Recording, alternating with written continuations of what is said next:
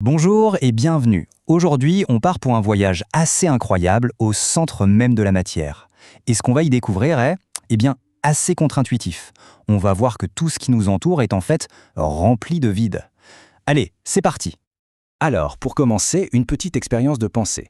Imaginez qu'on prend 50 ml d'eau. On y ajoute 50 ml d'éthanol. Logiquement, 50 plus 50, ça fait 100, on est d'accord? Eh bien, accrochez-vous parce que la physique a son mot à dire et le résultat n'est pas du tout celui auquel on s'attend. Et non, on n'obtient pas 100 millilitres. Le résultat, c'est 96 millilitres. Oui, 96. Alors, la grande question, c'est où sont passés les 4 millilitres manquants? Ils se sont volatilisés? Pour comprendre ce petit tour de magie, il va falloir enfiler des lunettes de super scientifique. On va devoir plonger dans l'infiniment petit, à une échelle qu'on ne peut même pas imaginer. Prenons une image toute simple pour bien visualiser le truc. D'un côté, on a un grand bocal rempli de gros haricots. De l'autre, un bocal de semoule, avec ses grains tout fins. Maintenant, qu'est-ce qui se passe si on verse la semoule dans le bocal de haricots? Eh bien, la semoule va se glisser dans les espaces vides entre les haricots. Le volume total sera donc bien inférieur à la somme des deux volumes de départ. Et voilà notre premier gros indice, la matière, ce n'est pas un bloc plein. Il y a des trous. Ok, l'analogie des haricots et de la semoule, c'est bien joli, mais ce n'est pas qu'une image. C'est la base même du modèle que les scientifiques utilisent pour décrire la matière. On l'appelle le modèle moléculaire. Ce modèle nous dit que tout, absolument tout ce qui nous entoure, est fait de briques de construction minuscules, complètement invisibles. Ces briques, ce sont les molécules. Et ce modèle, il tient sur trois piliers. Premièrement, tout est fait de molécules. Deuxièmement, et c'est crucial pour notre histoire, ces molécules ne sont pas collées les unes aux autres. Il y a du vide entre elles.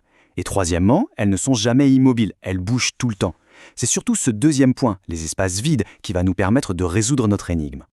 Bon, maintenant qu'on a les bases de ce modèle, voyons comment il nous aide à comprendre quelque chose qu'on connaît bien. Les trois états de la matière. Solide, liquide et gaz. Commençons par l'état solide. Si on pouvait voir les molécules d'un glaçon, par exemple, on verrait qu'elles sont hyper bien rangées, bien serrées les unes contre les autres. C'est une structure très ordonnée. C'est justement cet arrangement super compact et ordonné qui donne au solide sa forme et son volume bien définis. Les molécules sont piégées, elles ne peuvent pas se balader. Elles ne font que vibrer sur place, un peu comme si elles frétillaient d'énergie sans pouvoir bouger. Ok, et si on chauffe ce glaçon? On lui donne de l'énergie. Les vibrations deviennent de plus en plus fortes jusqu'à ce que l'ordre se brise. On passe à l'état liquide. Dans un liquide, c'est un peu le chaos. Les molécules sont toujours proches, ce qui explique pourquoi un litre d'eau reste un litre d'eau, son volume est défini, mais elles ne sont plus bien rangées. Elles peuvent glisser les unes sur les autres, bouger, un peu comme dans une rame de métro bondée.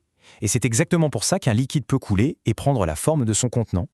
Allez, on continue de chauffer, on donne encore plus d'énergie, on arrive à l'état gazeux, et là c'est la liberté totale pour les molécules.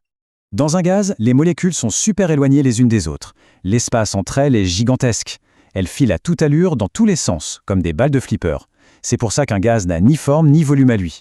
Il s'étend jusqu'à remplir complètement n'importe quel espace disponible. D'accord, c'est une belle théorie, mais comment être sûr que tout ça est vrai? Comment peut-on voir ces molécules qui bougent partout alors qu'elles sont invisibles? Eh bien, on en a des preuves tous les jours. Prenez le phénomène de la diffusion.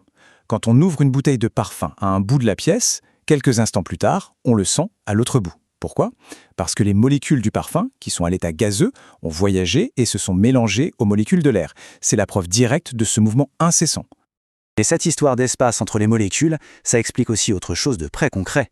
Par exemple, pourquoi est-ce qu'on peut compresser un gaz, mais pas un liquide? L'expérience est facile à faire. Prenez une seringue, bouchez la sortie et remplissez-la d'eau. Essayez de pousser le piston. Impossible, ou presque.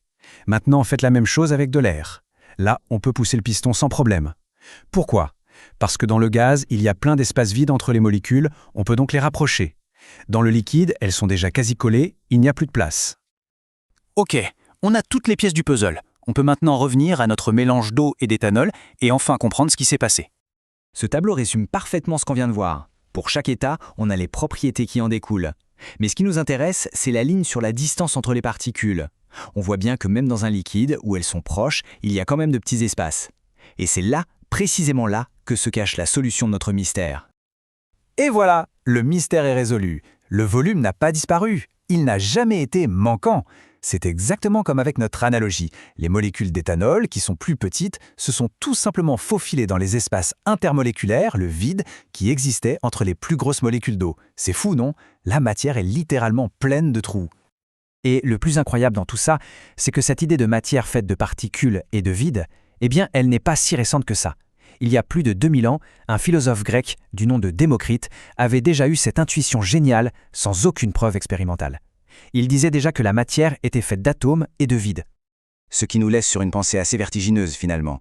Si tout ce qui nous semble si solide, si réel, la table, le sol, notre propre corps, est en fait composé à plus de 99,99% de vide, qu'est-ce que ça signifie? Qu'est-ce que la réalité, au fond?